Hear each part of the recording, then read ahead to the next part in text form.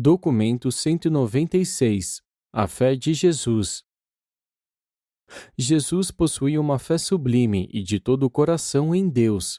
Ele experimentou os altos e baixos comuns da existência mortal, mas religiosamente nunca duvidou da certeza da vigilância e do guiamento de Deus. A sua fé era fruto do discernimento nascido da atividade da presença divina do seu ajustador residente. A sua fé não era nem tradicional nem meramente intelectual, era totalmente pessoal e puramente espiritual.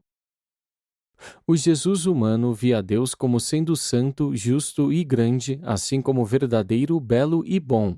Todos esses atributos da divindade, ele os focalizava na sua mente como a vontade do Pai no céu. O Deus de Jesus era, ao mesmo tempo, o Santo de Israel e o Pai vivo e amoroso do céu. O conceito de Deus como um pai não foi original de Jesus, mas ele exaltou e elevou essa ideia como uma experiência sublime, realizando uma nova revelação de Deus e proclamando que todo ser mortal é um filho desse Pai de amor, um filho de Deus.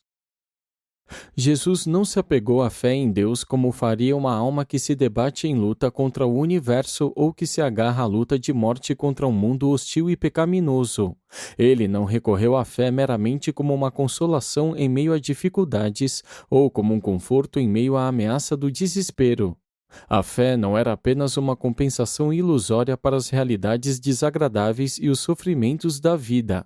Ao enfrentar todas as dificuldades naturais e as contradições temporais da existência mortal, ele experimentou a tranquilidade da confiança suprema e inquestionável em Deus e desfrutou a imensa emoção de viver pela fé na própria presença do Pai Celeste. E essa fé triunfante foi uma experiência viva de realização real do Espírito. A grande contribuição de Jesus para os valores da experiência humana não foi de haver revelado tantas ideias novas sobre o Pai no céu, mas foi mais por ele haver tão magnífica e humanamente demonstrado um tipo novo e mais elevado de fé viva em Deus. Nunca em todos os mundos deste universo, na vida de qualquer mortal, Deus tornou-se uma tão viva realidade como na experiência humana de Jesus de Nazaré. Na vida do Mestre em Urântia, este e todos os outros mundos da criação local descobriram um tipo novo e mais elevado de religião baseada em relações espirituais pessoais com o Pai Universal e totalmente validada pela autoridade suprema da experiência pessoal genuína.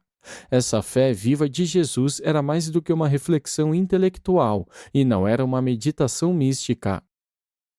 A teologia pode fixar, formular, definir e dogmatizar a fé, mas na vida humana de Jesus, a fé era pessoal, viva, original, espontânea e puramente espiritual.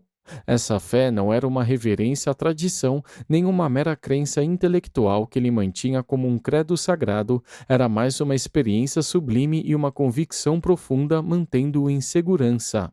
A sua fé era tão real e todo inclusiva que varreu para longe absolutamente quaisquer dúvidas espirituais e destruiu efetivamente todos os desejos conflitantes. Nada foi capaz de afastá-lo de ancorar-se espiritualmente nessa fé fervorosa, sublime e destemida. Mesmo na derrota aparente ou nas fortes dores do desapontamento e do desespero ameaçador, ele permaneceu calmamente na presença divina, livre de medo e totalmente consciente da invencibilidade espiritual. Jesus desfrutou da certeza revigorante da posse de uma fé inflexível e, em cada uma das situações de provação, demonstrou infalivelmente uma lealdade inquestionável à vontade do Pai. E essa fé magnífica não se intimidou mesmo diante da ameaça cruel e esmagadora de uma morte ignominiosa. Em um gênio religioso, uma fé espiritual muito forte, com frequência, leva diretamente ao fanatismo desastroso, ao exagero do ego religioso, mas não aconteceu assim com Jesus.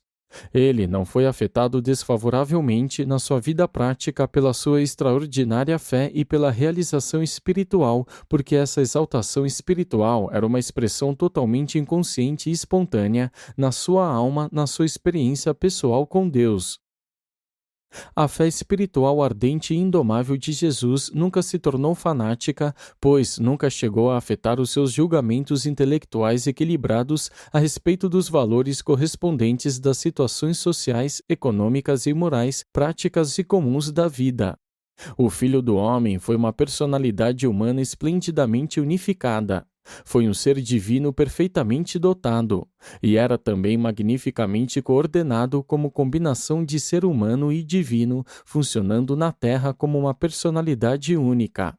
O Mestre sempre coordenava a fé da alma com o juízo da sabedoria da experiência amadurecida. A fé pessoal, a esperança espiritual e a devoção moral foram sempre correlacionadas em uma unidade religiosa sem par de associação harmoniosa com a compreensão profunda da realidade e da sacralidade de todas as lealdades humanas. A honra pessoal, o amor familiar, a obrigação religiosa, o dever social e a necessidade econômica. A fé de Jesus visualizou todos os valores do Espírito como sendo encontrados no reino de Deus, e por isso ele disse: Buscai primeiro o reino do céu. Jesus viu na fraternidade avançada e ideal do reino a realização e o cumprimento da vontade de Deus. A essência mesma da oração que ele ensinou aos seus discípulos foi: Que venha a nós o vosso reino, que a vossa vontade seja feita.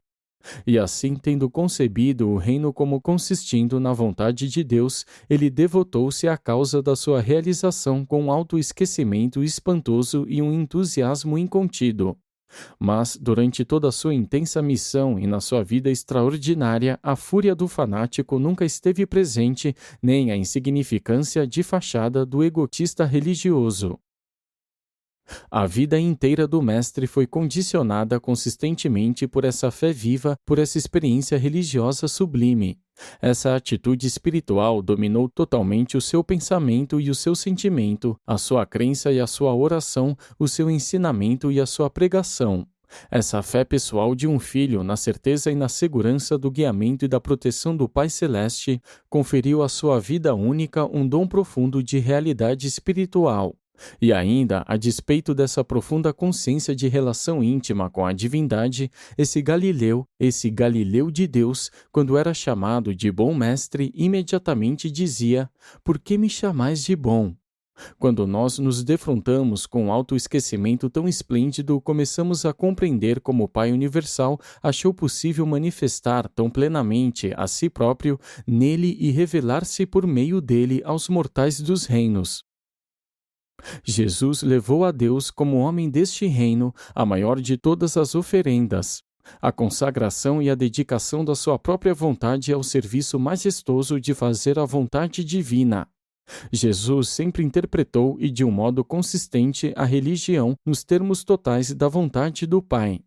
Quando estudardes a carreira do Mestre no que diz respeito à prece ou a qualquer outro aspecto da vida religiosa, não procureis tanto o que ele ensinou, mas deveis procurar o que ele fez. Jesus nunca orou por dever religioso.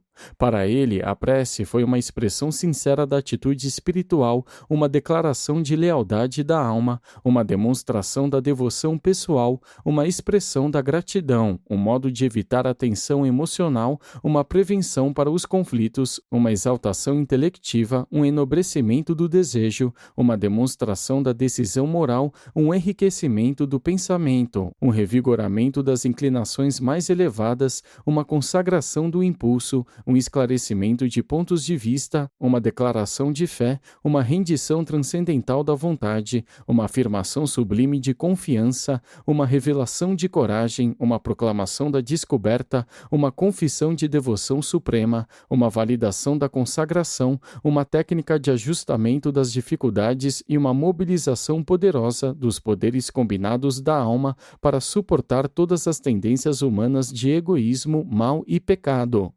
Ele viveu exatamente uma vida na prece e na consagração devotada a fazer a vontade do seu Pai e terminou a sua vida de modo triunfante, exatamente com uma dessas orações. O segredo da sua vida religiosa sem par foi essa consciência da presença de Deus, e ele a alcançou por meio da oração inteligente e da adoração sincera, de comunhão ininterrupta com Deus, e não por indicações, vozes, visões, nem por práticas religiosas extraordinárias. Na vida terrena de Jesus, a religião foi uma experiência viva, um movimento direto e pessoal da reverência espiritual à prática da retidão. A fé de Jesus deu frutos transcendentais do Espírito Divino. A sua fé não era imatura e crédula como a de uma criança, mas, sob muitos pontos de vista, ela assemelhou-se à confiança sem suspeitas da mente infantil. Jesus confiou em Deus do mesmo modo que uma criança confia em um pai. Ele tinha uma profunda confiança no universo, exatamente a confiança que uma criança tem no ambiente dos seus pais. A fé de Jesus, uma fé de todo o coração na bondade fundamental do universo, em muito se assemelhou à confiança que a criança tem na segurança no seu meio ambiente terreno.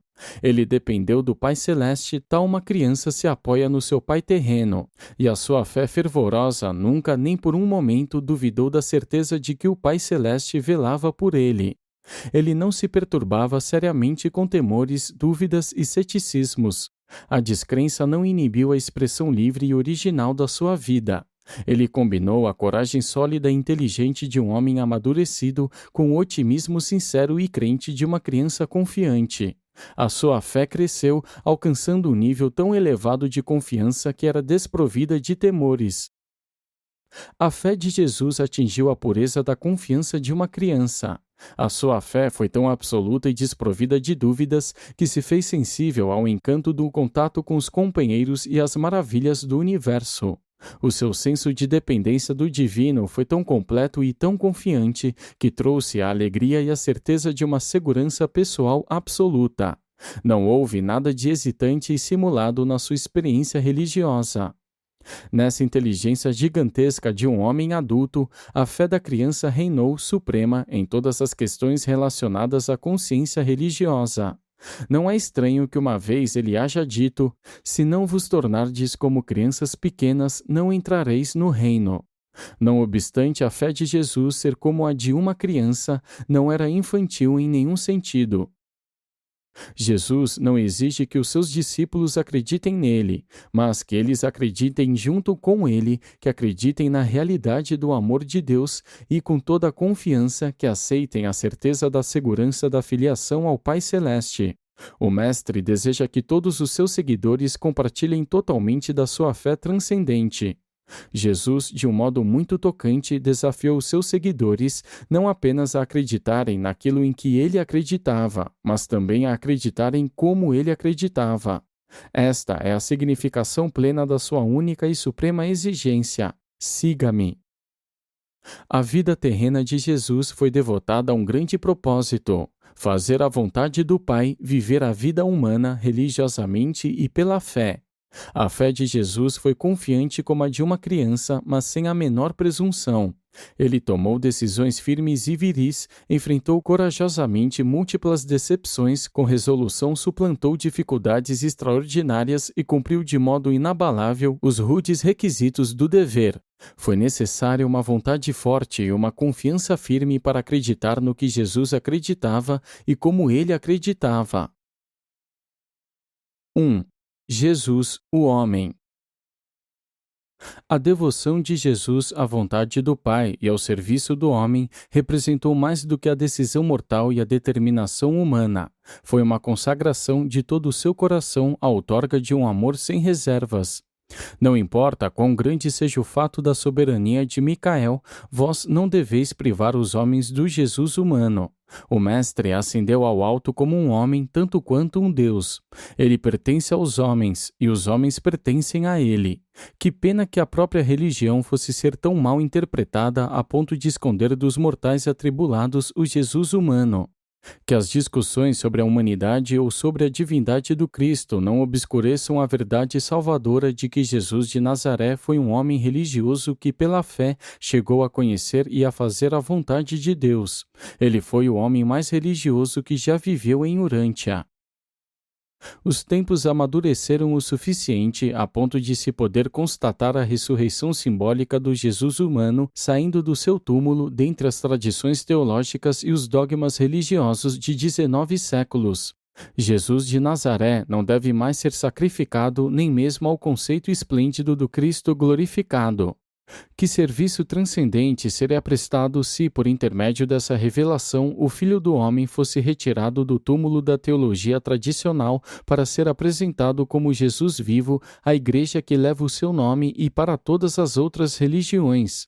Seguramente, a Irmandade Cristã de Crentes não hesitaria em fazer os ajustes de fé e de práticas de vida que a capacitassem a poder seguir o Mestre na demonstração da sua vida verdadeira de devoção religiosa, a fazer a vontade do seu Pai e a consagração ao serviço desinteressado dos homens. Será que aqueles que chamam a si de cristãos professos temem criar uma irmandade autossuficiente e de respeitabilidade social não consagrada? Será que temem o desajuste econômico egoísta? Acaso a cristandade institucionalizada teme que a autoridade eclesiástica tradicional esteja em perigo, ou mesmo que seja arruinada, se o Jesus da Galileia for restabelecido nas mentes e nas almas dos homens mortais como ideal de vida religiosa pessoal? Em verdade, os reajustes sociais, as transformações econômicas, o rejuvenescimento moral e as revisões religiosas da civilização cristã seriam drásticas e revolucionárias se a religião viva de Jesus pudesse subitamente suplantar a religião teológica sobre Jesus. Seguir Jesus significa compartilhar pessoalmente a fé religiosa dele e entrar no espírito da vida do Mestre, consagrada ao serviço desinteressado dos homens. Uma das coisas mais importantes na vida humana é encontrar aquilo em que Jesus acreditava, é descobrir seus ideais e lutar para a realização do seu propósito elevado de vida. De todo conhecimento humano, o que é de maior valor é poder conhecer a vida religiosa de Jesus e como ele viveu-a. O povo comum ouviu Jesus com alegria e será de novo sensível à apresentação da sua vida humana sincera de motivação religiosa consagrada se essas verdades forem novamente proclamadas ao mundo. O povo ouviu-a com alegria porque ele era um deles, um leigo despretensioso. O maior de todos os instrutores religiosos foi, em verdade, um leigo. Não deveria ser a meta dos crentes do reino imitar literalmente os aspectos exteriores da vida de Jesus na carne, mas sim compartilhar a sua fé, confiar em Deus como ele confiou em Deus e acreditar nos homens como ele acreditou nos homens. Jesus nunca discutiu, fosse sobre a paternidade de Deus, fosse sobre a irmandade dos homens. Ele foi uma ilustração viva da primeira e uma comprovação profunda da segunda. Exatamente como os homens devem progredir da consciência do humano à compreensão e realização do divino, assim Jesus ascendeu desde a natureza de homem à consciência da natureza de Deus.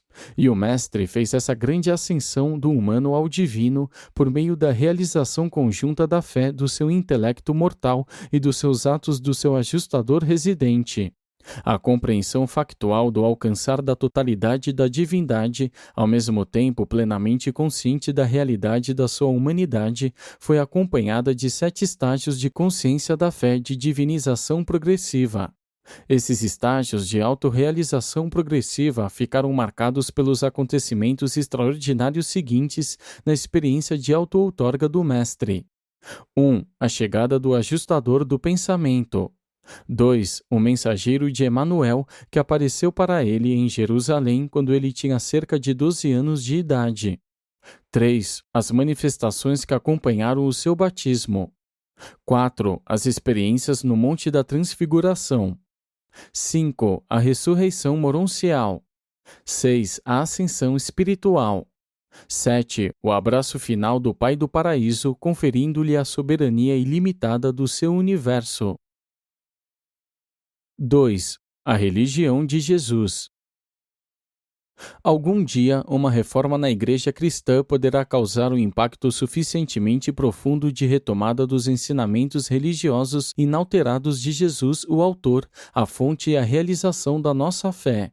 Vós podeis pregar uma religião sobre Jesus, mas, por força, vós deveis viver a religião de Jesus. No entusiasmo de Pentecostes, Pedro inaugurou involuntariamente uma nova religião, a religião do Cristo ressuscitado e glorificado. Mais tarde, o apóstolo Paulo transformou esse novo evangelho no cristianismo, uma religião que incorporava suas próprias visões teológicas e que retratava a sua própria experiência pessoal com o Jesus da estrada de Damasco. A boa nova do Evangelho do Reino fundamenta-se na experiência religiosa pessoal do Jesus da Galileia. O cristianismo baseia-se quase que exclusivamente na experiência religiosa pessoal do apóstolo Paulo. A quase totalidade do Novo Testamento é devotada não a retratar a vida religiosa significativa e inspiradora de Jesus, mas uma discussão da experiência religiosa de Paulo a um retrato das suas convicções religiosas pessoais. As únicas exceções notáveis dentro dessa afirmação, afora certas partes de Mateus, de Marcos e de Lucas, são o livro dos Hebreus e a Epístola de Tiago. Mesmo Pedro, nos seus escritos, apenas uma vez reflete a vida pessoal religiosa do seu mestre. O Novo Testamento pode ser um documento cristão esplêndido, mas é um documento que pouco tem de Jesus. A vida de Jesus na carne retrata um crescimento religioso transcendente desde as ideias iniciais do pavor primitivo e da reverência humana, passando por anos de comunhão espiritual pessoal, até que ele finalmente chegue àquele estado avançado e elevado de consciência da sua unidade com o Pai. E assim, em uma curta vida, Jesus passou por aquela experiência religiosa de progresso espiritual que o homem começa na terra e que comumente completa apenas a concluir a sua longa permanência nas escolas de aprendizado espiritual nos níveis sucessivos da sua carreira pré-paradisíaca. Jesus progrediu partindo de uma consciência puramente humana, das certezas da fé da experiência religiosa pessoal, até as alturas espirituais sublimes da realização efetiva da sua natureza divina e daí para a consciência da sua associação íntima com o Pai Universal, a fim de dirigir um universo. Ele progrediu do status humilde de dependência mortal que o levou espontaneamente a dizer àquele que o chamou de bom mestre: "Por que me chamais de bom?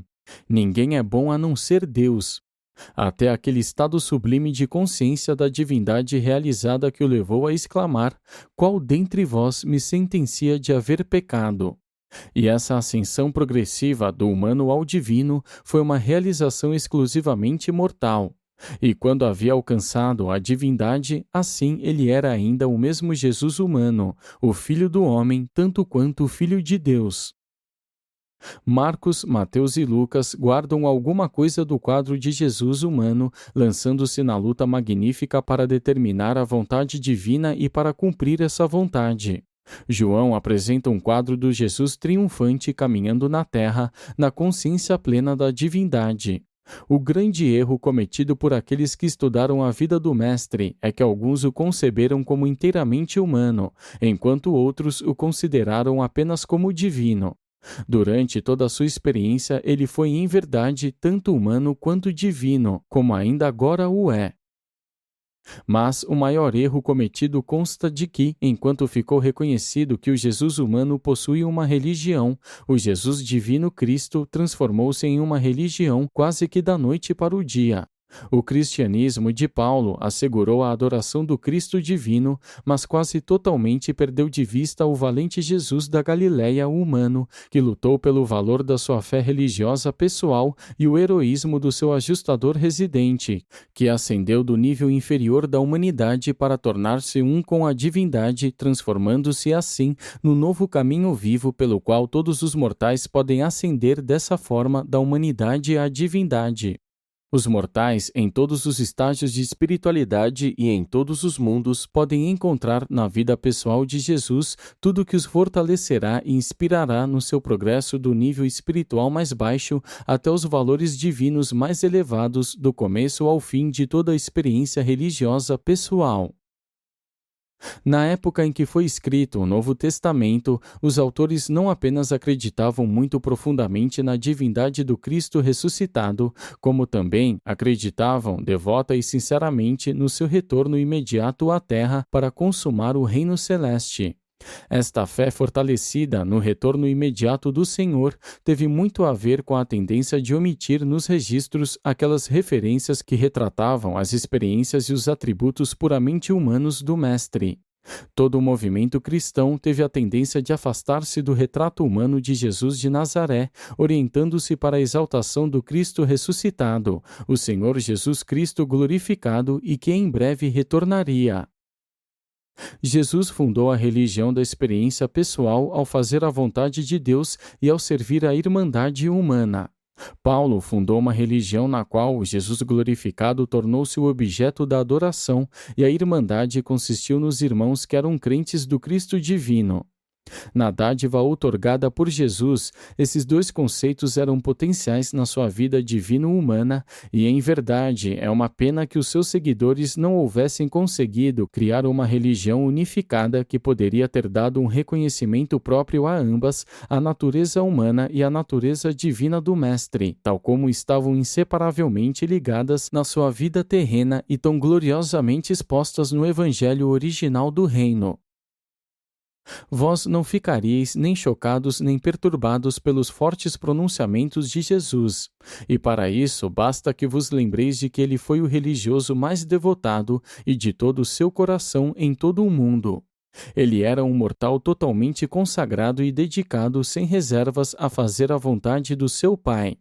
Muitas das suas afirmações, aparentemente duras, eram mais como uma confissão pessoal de fé e uma promessa de devoção do que comandos dados para os seus seguidores.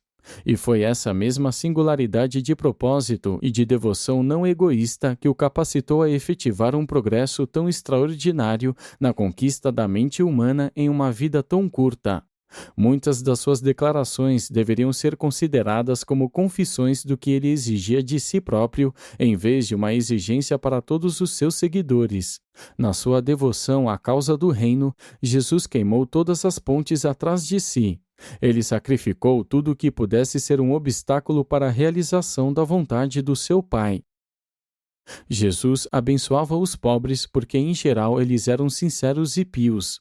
Ele condenava os ricos porque, em geral, eram devassos e irreligiosos. Ele condenaria igualmente os pobres e religiosos e louvaria os ricos consagrados e pios. Jesus fez os homens sentirem-se no mundo como se estivessem em casa. Ele os libertou do tabu escravizador e ensinou a eles que o mundo não é fundamentalmente mau. Ele não almejou escapar da sua vida terrestre. Ele dominou uma técnica de fazer a vontade do Pai de um modo aceitável enquanto na carne. Ele atingiu uma vida religiosa idealista em meio mesmo a um mundo realista. Jesus não partilhou da visão pessimista que Paulo tinha da humanidade.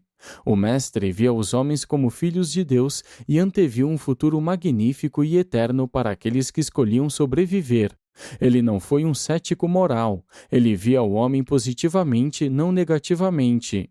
Ele via a maioria dos homens como fracos, mais do que como perversos, mais como perturbados do que depravados. Mas, não importando o status deles, eram todos filhos de Deus e irmãos seus. Ele ensinou os homens a dar um elevado valor a si próprios no tempo e na eternidade. Por causa da estima elevada que tinha pelos homens, Jesus estava disposto a dedicar-se ao serviço ininterrupto da humanidade. E foi esse infinito apreço ao finito o que fez da regra de ouro um fator vital na sua religião. Que mortal deixaria de se elevar pela fé extraordinária que Jesus tinha nele? Jesus não propôs regras para o avanço social. A sua missão era religiosa. A religião é uma experiência exclusivamente individual. A última meta, a de realização mais avançada da sociedade, não pode esperar nunca transcender a fraternidade que Jesus ofereceu aos homens, baseando-a no reconhecimento da paternidade de Deus. O ideal de toda realização social apenas pode ser cumprido com a vinda deste reino divino. 3. A supremacia da religião. A experiência espiritual religiosa pessoal é uma solução eficiente para a maior parte das dificuldades mortais. Ela seleciona, avalia e ajusta eficazmente todos os problemas humanos. A religião não remove nem destrói os problemas humanos, mas dissolve-os, absorve-os, ilumina-os e transcende-os. A verdadeira religião unifica a personalidade, preparando-a para ajustar efetivamente todas as exigências mortais. A fé religiosa, o guiamento efetivo da presença divina residente, capacita infalivelmente o homem sabedor de Deus a lançar uma ponte sobre o abismo existente entre a lógica intelectual, que reconhece a primeira causa universal como sendo um isso de um lado, e aquelas afirmações efetivas da alma que declaram que essa primeira causa é Ele, o Pai universal do Evangelho de Jesus, o Deus pessoal da salvação humana. Há apenas três elementos na realidade universal: o fato, a ideia e a relação. A consciência religiosa identifica essas realidades como ciência, filosofia e verdade. A consciência filosófica estaria inclinada a ver essas atividades como razão, sabedoria e fé. A realidade física, a realidade intelectual e a realidade espiritual. O nosso hábito é designar essas realidades como coisa, significado e valor. A compreensão progressiva da realidade é equivalente a uma aproximação de Deus. A descoberta de Deus, a consciência da identidade com a realidade, é equivalente à experiência do eu completo, da inteireza do eu, da totalidade do eu. Experienciar a realidade total é a compreensão-realização plena de Deus, a finalidade da experiência de conhecer a Deus. A somatória total da vida humana é o conhecimento de que o homem é educado pelo fato, enobrecido pela sabedoria e salvo justificado pela fé religiosa. A certeza física consiste na lógica da ciência, a certeza moral na sabedoria da filosofia, a certeza espiritual na verdade da experiência religiosa autêntica. A mente do homem pode alcançar altos níveis de discernimento espiritual e esferas correspondentes de divindade de valores, porque ela não é totalmente material. Há um núcleo espiritual na mente do homem, o ajustador de presença divina. Há três evidências distintas de que esse espírito reside na mente humana. 1. A comunhão humanitária, o amor. A mente puramente animal pode ser gregária por autoproteção, mas apenas o intelecto residido pelo espírito é altruísta de um modo não egoísta e ama incondicionalmente. 2. A interpretação do universo, a sabedoria. Apenas a mente residida pelo espírito pode compreender que o universo é amigável para com o indivíduo. 3. A avaliação espiritual da vida, a adoração. Apenas o homem residido pelo Espírito pode compreender, realizar a presença divina e buscar atingir uma experiência mais plena a partir desse gosto antecipado de divindade. A mente humana não cria valores reais. A experiência humana não gera o discernimento universal. Quanto a esse discernimento, o reconhecimento dos valores morais e o discernimento dos significados espirituais, tudo o que a mente humana pode fazer é descobrir, reconhecer, interpretar e escolher. Os valores morais do universo tornam-se uma posse intelectual pelo exercício dos três julgamentos básicos ou escolhas da mente mortal. 1. O auto-julgamento, a escolha moral. 2. O julgamento social, a escolha ética. 3. O julgamento de Deus, a escolha religiosa. Assim, parece que todo o progresso é efetuado por uma técnica conjunta de evolução revelacional. Se um amante divino não vivesse no homem, ele não poderia amar generosa espiritualmente. Se o intérprete não vivesse na mente do homem, ele não poderia verdadeiramente compenetrar-se da unidade do universo. Se um bom avaliador não residisse dentro do homem, ele possivelmente não poderia apreciar os valores morais e reconhecer os significados espirituais. E esse amante provém da fonte mesma do amor infinito. Aquele intérprete é uma parte da unidade universal, e o avaliador é filho do centro e fonte de todos os valores absolutos da realidade divina e eterna.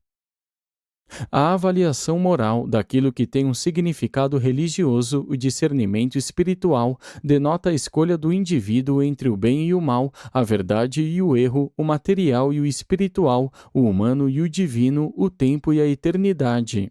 A sobrevivência humana é, em uma grande medida, dependente da consagração da vontade humana à escolha daqueles valores destacados por esse selecionador de valores espirituais, o intérprete e unificador residente.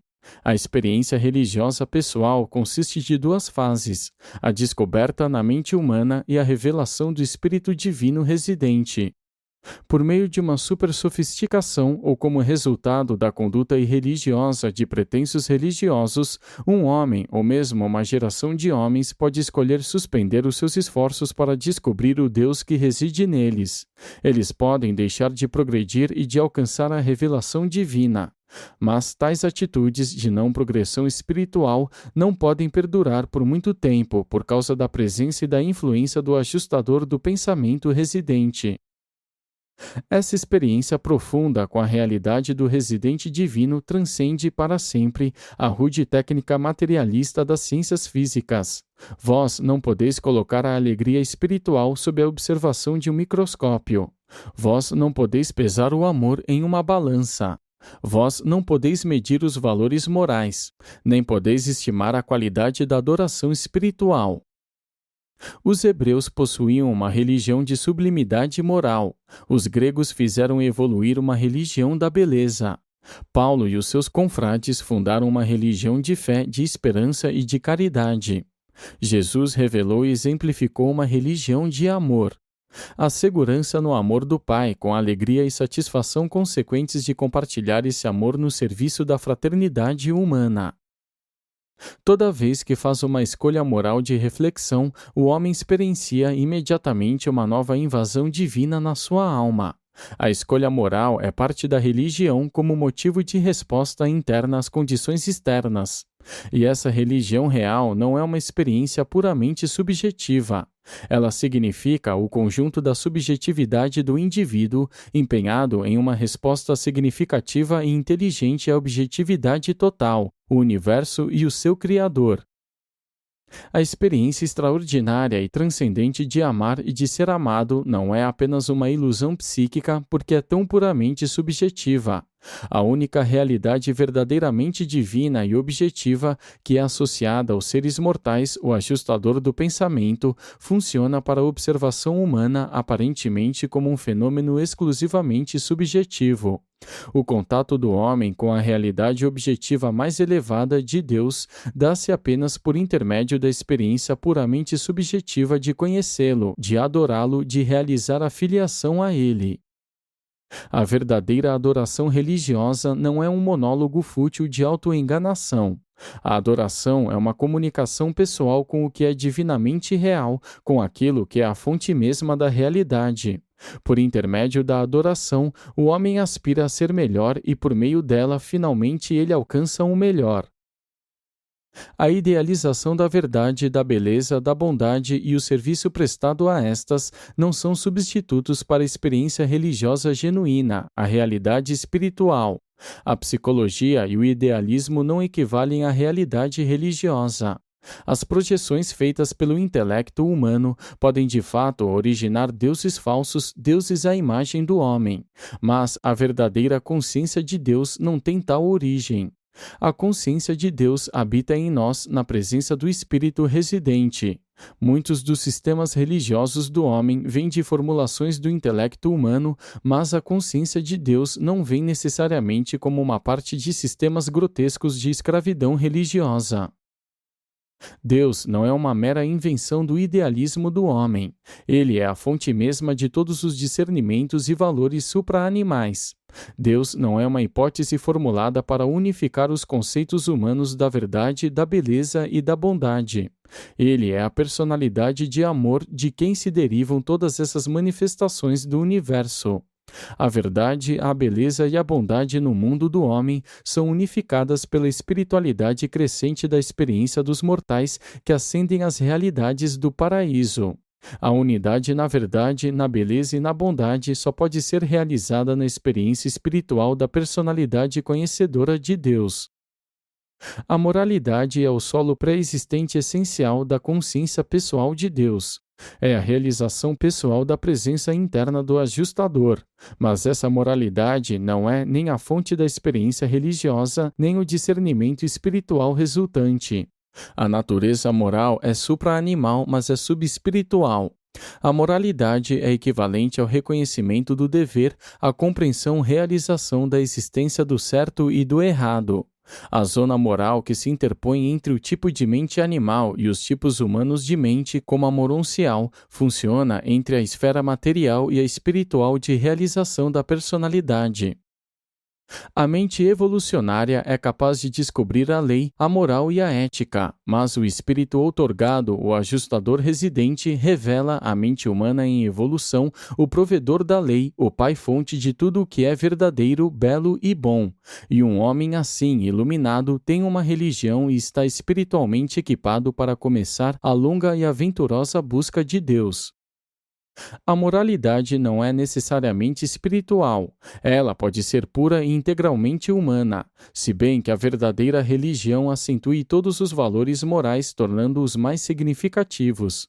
A moralidade sem religião não consegue revelar a bondade última e também não consegue assegurar a sobrevivência, nem a dos seus próprios valores morais. A religião assegura a elevação, a glorificação e a sobrevivência de tudo que a moralidade reconhece e aprova. A religião está acima da ciência, da arte, da filosofia, da ética e da moral, mas sem ser independente delas. E estão todas estas indissoluvelmente interrelacionadas na experiência humana, pessoal e social. A religião é a suprema experiência do homem enquanto ela permanece na sua natureza mortal. Mas a linguagem finita torna para sempre impossível a teologia retratar adequadamente a experiência religiosa verdadeira.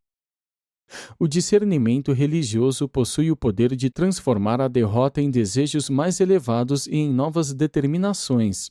O amor é a mais elevada motivação que o homem pode utilizar na sua ascensão no universo. Mas o amor, despojado da verdade, da beleza e da bondade, é um sentimento apenas, uma distorção filosófica, uma ilusão psíquica, um engano espiritual. O amor deve ser sempre redefinido em níveis sucessivos de progressão moroncial e de progressão espiritual. A arte resulta na tentativa do homem de escapar da falta de beleza no seu meio ambiente material. É um gesto na direção do nível moroncial. A ciência é o esforço do homem para resolver os enigmas aparentes do universo material. A filosofia é uma tentativa do homem de unificar a experiência humana. A religião é o gesto supremo do homem, o seu magnífico movimento na tentativa de alcançar a realidade final na sua determinação de encontrar Deus e de ser como Ele. No domínio da experiência religiosa, a possibilidade espiritual é uma realidade potencial. O impulso espiritual que leva o homem a avançar não é uma ilusão psíquica. Pode ser que nem toda a fantasia do homem sobre o universo seja um fato, mas muito nela é verdadeiro. A vida de alguns homens é grande e demasiadamente nobre para se abaixar ao nível de um sucesso conquistado. O animal deve adaptar-se ao meio ambiente, mas o homem religioso transcende o seu ambiente e, desse modo, escapa das limitações do mundo material presente por meio desse discernimento do amor divino. Esse conceito de amor gera na alma do homem aquele esforço supra-animal para encontrar a verdade, a beleza e a bondade. E, quando as encontra, ele é glorificado no abraço delas, e é consumido pelo desejo de vivê-las e cumpri-las segundo a retidão. Não vos desencorajeis, a evolução humana ainda está em progresso e a revelação de Deus ao mundo em Jesus e através de Jesus não deixará de acontecer. O grande desafio ao homem moderno é realizar uma comunicação melhor com o monitor divino que reside dentro da mente humana. A maior aventura do homem na carne consiste no esforço bem equilibrado e sadio de ultrapassar as fronteiras da autoconsciência, penetrando nos domínios imprecisos da consciência embrionária da alma, em um esforço de todo o seu coração para alcançar a região fronteiriça da consciência do espírito. Esse, o contato com a divina presença. Essa experiência constitui a consciência de Deus, uma experiência que confirma de um modo poderoso a verdade pré-existente da experiência religiosa de conhecer a Deus. Uma consciência tal do Espírito é equivalente ao conhecimento da factualidade da filiação a Deus. De qualquer outro modo, a certeza da filiação é uma experiência de fé. E a consciência de Deus é equivalente à integração do eu com o universo, nos seus níveis mais elevados de realidade espiritual. Apenas o conteúdo espiritual de qualquer valor é imperecível. Aquilo que é mesmo verdadeiro, belo e bom não pode perecer, pois, na experiência humana. Se o homem escolher a não sobrevivência, então o ajustador sobrevivente conservará consigo aquelas realidades nascidas do amor e nutridas pelo serviço. E todas essas coisas são uma parte do Pai universal. O Pai é amor vivo, e a vida do Pai está nos seus filhos. E o Espírito do Pai está nos filhos dos seus filhos, os homens mortais. Quando tudo estiver dito e feito, a ideia de um pai será ainda o conceito humano mais elevado de Deus. Deus. Deus. Deus.